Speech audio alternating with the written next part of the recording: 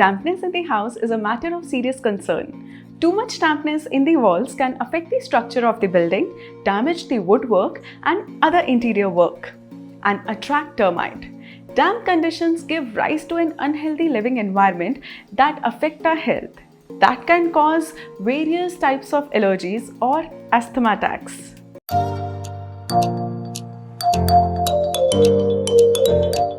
Hey guys, I'm Visha, an interior designer, and welcome back to my channel. Thanks for giving so much love and support to my videos.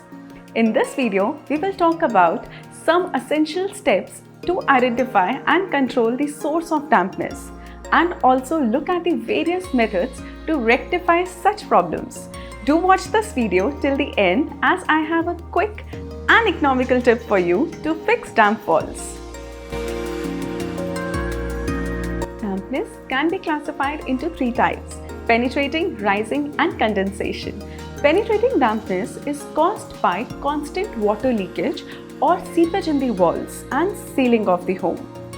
Rising dampness is caused when moisture from the ground rises upward by capillary action into the walls through the foundation.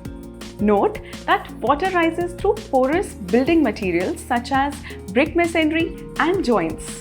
Condensation dampness is caused by day-to-day home waste activity such as bathing, cooking, washing, drying clothes and lack of ventilation, which build up a humid environment indoors. How will you identify the source of dampness? Damp walls feel cold to the touch. It also causes flaking of paint and bubbling of wallpaper.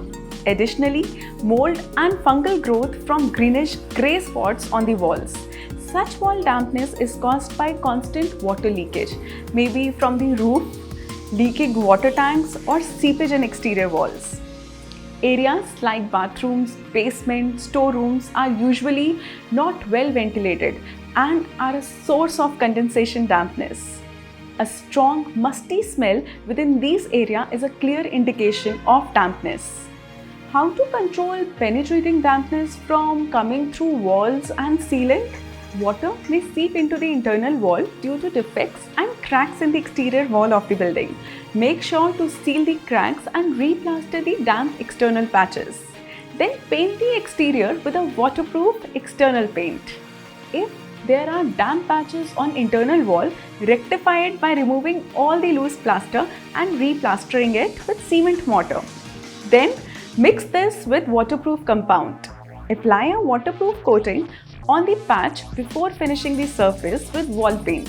In case of a major problem, the plaster has to be ripped off completely and waterproofed right from the bricks.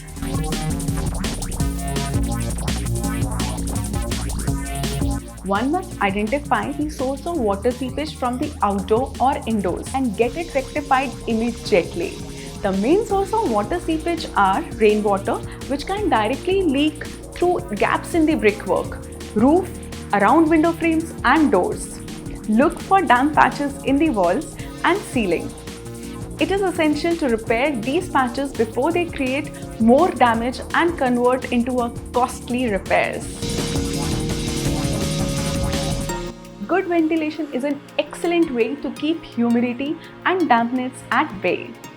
Make it a habit to open your window every day so that there is a cross ventilation and good air circulation. Steam generated from cooking is the prime source of moisture in the kitchen. It is advisable to keep a lid on the saucepan while cooking. Install a chimney in the kitchen to draw out moist air and prevent the building of moisture in the kitchen. It is advisable to dry clothes outdoor so as to prevent evaporation and accumulation of moisture inside. Make it a point to wipe the bathroom dry after use. It is essential to install exhaust fan in areas like kitchen or bathroom so as to extract moist air. Exhaust fans are effective in controlling humidity levels and preventing condensation. Switch on the exhaust fan of bathroom during winters. Note that hot water used a great deal in winter produces a lot of steam, which condenses in a cold environment to form water vapor. Do not overfill wardrobes. Bedroom wardrobe, kitchen cabinets and bookshelves should not be stuffed or overfilled. Make sure that there is enough space around the clothes, books and jar for air to circulate freely. Now for the bonus tip. Someone I know recently contacted me asking for my help in fixing a problem with dampness in their house. They had renovated their home and the contractor did not do a good job. As a result, most of their bedroom wall had damp patches and damaged paint. Since it wasn't possible to repaint the entire home so soon, I decided to use a solution to hide the damp patches. This is a foam brick I recommended forcefully to them, as they were not sure to this material. But they trusted me, and only thing they know is that they are not at all liking dampness in the area. So this project went successfully. Compared with ordinary wallpaper, these are better for noise reduction and heat insulation. It is waterproof and has a texture on the surface, which looks good. The wall panels are easy to clean and maintain with wet cloth and detergent. The material of 3D foam brick wallpaper is safe and eco-friendly.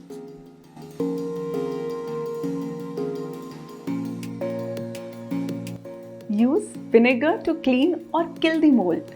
Keep in mind that vinegar has a bleaching effect, so do not use it on the surface that may discolor. For a white surface, if the mold is not widespread, spray a solution of vinegar directly on the mold and leave it for 1 or 2 hours, followed by scrubbing with a solution of baking powder and water. Wipe with a damp cloth. I hope you like this video. To watch more content related to interior design and home improvement, please subscribe to my channel Design by Misha. See you next week with new solutions.